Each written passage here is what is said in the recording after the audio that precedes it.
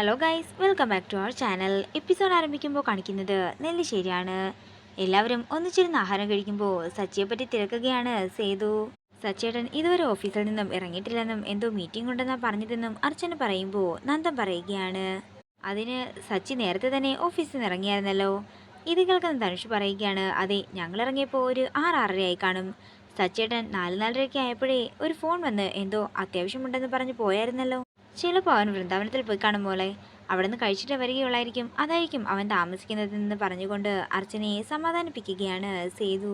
അതേസമയം തന്നെ കമല അർച്ചനയെ വിളിക്കുകയും സച്ചി വീട്ടിലെത്തിയെന്ന് പറയുകയും ചെയ്യുന്നു. പിന്നീട് കാണിക്കുന്നത് സച്ചി നെല്ലിശ്ശേരിയിലെത്തുന്നതാണ്.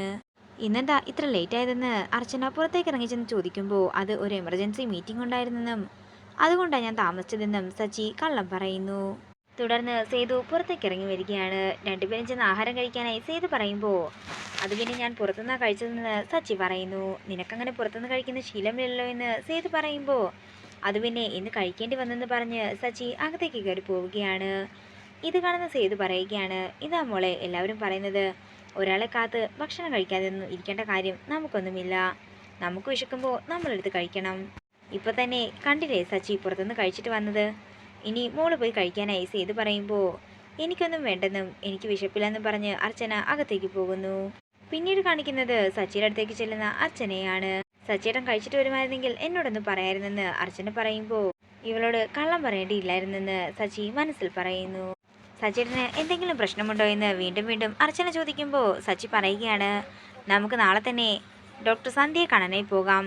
എന്ത് കാര്യത്തിനെന്ന് അർച്ചന ചോദിക്കുമ്പോൾ തനിക്ക് പോസ്റ്റ്മോർട്ടം ഡിപ്രഷനാണെന്നും ഇനി അധികം അത് വെച്ചുകൊണ്ടിരിക്കേണ്ട, നമുക്ക് നാളെ തന്നെ പോയേക്കാമെന്നും സച്ചി പറയുന്നു. സച്ചിയേട്ടൻ്റെ കാര്യങ്ങളെക്കുറിച്ച് ഞാൻ ചോദിക്കുമ്പോൾ സച്ചിയേട്ടൻ അത് എൻ്റെ പ്രശ്നമാക്കിയാണല്ലോ മാറ്റുന്നത്.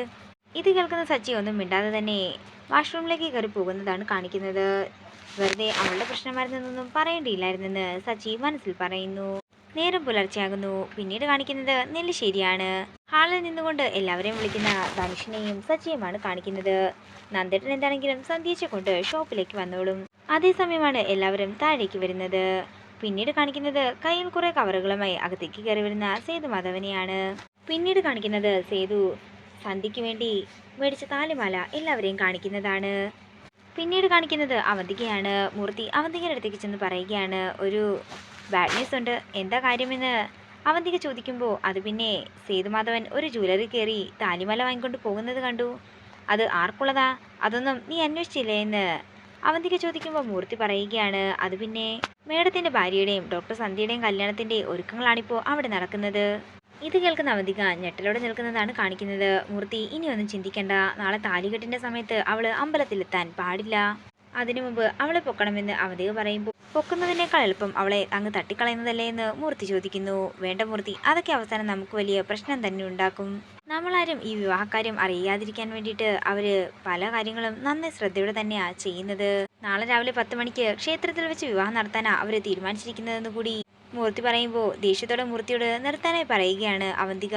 എന്താണെങ്കിലും താൻ പോയി ഞാൻ പറഞ്ഞ കാര്യം ചെയ്യാൻ നോക്ക്. ഇന്ന് രാത്രി തന്നെ എന്താണെങ്കിലും അവളെ കിഡ്നാപ്പ് ചെയ്തിരിക്കണം. ആദ്യം നീ അവളെ നമ്മുടെ സ്ഥലത്തേക്ക് കൊണ്ടുപോവാ, എന്നിട്ട് പറയാം ബാക്കി എന്ത് ചെയ്യണമെന്ന് പറഞ്ഞുകൊണ്ട് അവന്തിക മൂർത്തിയെ പറഞ്ഞു വിടുന്നതാണ് കാണിക്കുന്നത്. നേരം രാത്രിയാകുന്നു. പിന്നീട് കാണിക്കുന്നത് അവന്തികയുടെ ഗുണ്ടകൾ സന്ധ്യയെ കിഡ്നാപ്പ് ചെയ്യാനായിട്ടുള്ള പ്ലാൻ എല്ലാം തയ്യാറാക്കുന്നതാണ്. പിന്നീട് കാണിക്കുന്നത് സന്ധ്യയുടെ വീടാണ്. സന്ധ്യയുടെ വീട്ടിൽ ആരോ വരികയും പുറത്തുനിന്ന് കോണിംഗ് ബെൽ അടിച്ചുകൊണ്ടേയും ഇരിക്കുന്നു. ഇത് കാണുന്ന സന്ധ്യ ഭയത്തോടെ നിൽക്കുന്നതാണ് കാണിക്കുന്നത്.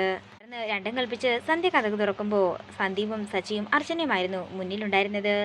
സന്ധ്യയുടെ കയ്യിലെ ക്രിക്കറ്റ് ബാറ്റിലേക്ക് അവർ നോക്കുമ്പോൾ സന്ധ്യ പറയുകയാണ്, ഞാൻ കരുതി അവന്തികയുടെ ആളുകൾ ആരെങ്കിലും ആയിരിക്കുമെന്ന്, അതാ ഒരു രക്ഷയ്ക്ക് വേണ്ടി ഇത് കയ്യിൽ കരുതിയത്.